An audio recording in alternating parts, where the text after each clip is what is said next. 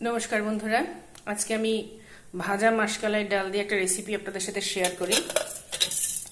এই দেখুন, আমি মাসকলাইয়ের ডালগুলোকে ভালো করে ভেজে নিয়েছি, খোসা শুদ্ধই রয়েছে। এগুলোকে আমি মিক্সিতে এবারে গুঁড়ো করে নিচ্ছি। এই যে দেখতে পাচ্ছেন, একদম পাউডার হয়ে গিয়েছে, এরকম পাউডার হয়ে যাবে, পাউডার করে নিতে হবে। আর খেয়াল রাখতে হবে, মিক্সির মধ্যে যখন দিবেন ওই শুকনো ডালটা, ভাজা ডালটা, তখন যেন মিক্সিতে কোনো জল না থাকে। আমি এখানে এইরকম পেঁয়াজ কলি নিয়ে নিচ্ছি, এরকম বাজারে কিনতে পাওয়া যায়। মিক্সি জারে দিয়ে দিয়েছি। এবারে অ্যাড করছি ধনে পাতা, দিয়ে দিলাম অল্প একটু পুদিনার পাতা, রসুন, আদা। খুব সুন্দর একটা মসৃণ পেস্ট তৈরি হয়ে গিয়েছে। কড়াইতে আগে সাদা তেল দিয়ে দিয়েছিলাম, তেলটা গরম হয়ে গেছে। এবার জিরে দিয়ে দিচ্ছি, গোটা জিরে দিয়ে দিলাম। এবার একটু হিং পাউডার দিয়ে দিলাম, অল্পই দিলাম।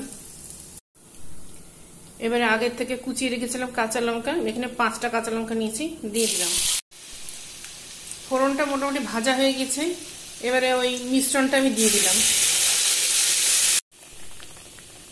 স্বাদ মতো নুন দিয়ে দিলাম। আর এটাকে ভালো করে আমি জাল করব, একটু ভাজা ভাজা করব। তার কারণ জিনিসটা কাঁচা থাকলে একটা স্মেল আসবে, ভাজলে পরে একটা সুগন্ধ ছাড়বে, সেজন্য এটাকে জাল করে ভালো করে ভেজে নিতে হবে। মিশ্রণটি অনেকটাই পরিমাণে কমে গিয়েছে, ধার থেকে তেল ছাড়তে শুরু করেছে আস্তে আস্তে। আমি এবার এটাকে একদম সিমে, ফ্লেমটাকে মিনিমামে করে দিয়ে ডালটা রেডি করে ফেলি। এখানে মাসকলাইয়ের ডালটা আমি আবার মিক্সি জারে দিয়ে দিয়েছি। এর মধ্যে আমি এই 200 গ্রাম মতো দই অ্যাড করলাম। দইয়ের বাটি ধুয়ে জল দিলাম, প্রয়োজনে পরে একবার মিক্সিটা ঘুরিয়ে দেখি, যদি দরকার পড়ে তখন আমার জল অ্যাড করা যাবে। এটা বেশ ভালো মতো ভাজা ভাজা হয়ে গেছে বাটাটা। এবারে আমি ডাল আর দইয়ের মিশ্রণটা দিয়ে দিব। এটা ব্যাটারটা বেশ ভালো ঘন হয়েছে, আমি এর মধ্যে জল অ্যাড করছি। আবার আমি জল দিয়ে দিলাম। এটা খেয়াল রাখতে হবে, বেশি ঘন হলে তো টাইট হয়ে যাবে, সেজন্য জল একটু বেশি করেই দিতে হবে। আমি আবারও অনেকটা পরিমাণে জল অ্যাড করে দিলাম। এবার নেড়ে এটাকে মিশিয়ে দিচ্ছি, যাতে লাম্পি না হয়ে যায়। এটাকে নেড়ে দিতে হবে।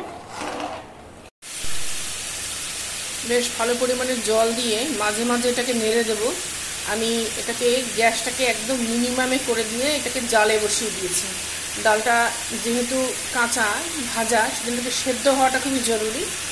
তাই এটাকে এখন আস্তে করে নেড়ে দিই, মাঝে মাঝে নেড়ে দেব।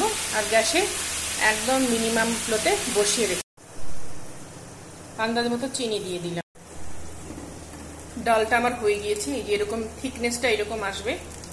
এখন আমি এটাকে অফ করে দেব। এতে গরম মশলা দেওয়ার কোনো দরকার নেই, তার কারণ গরম মশলা দিলে পরে ডালের যে একটা অরিজিনাল ভাজা ডালের সেন্ট থাকে সেটা চলে যায়। তাই আমি এখানে গরম মশলা অ্যাড করে নিই। ভালো লাগলে অবশ্যই লাইক, কমেন্ট, শেয়ার, সাবস্ক্রাইব করবেন। ধন্যবাদ সকলকে।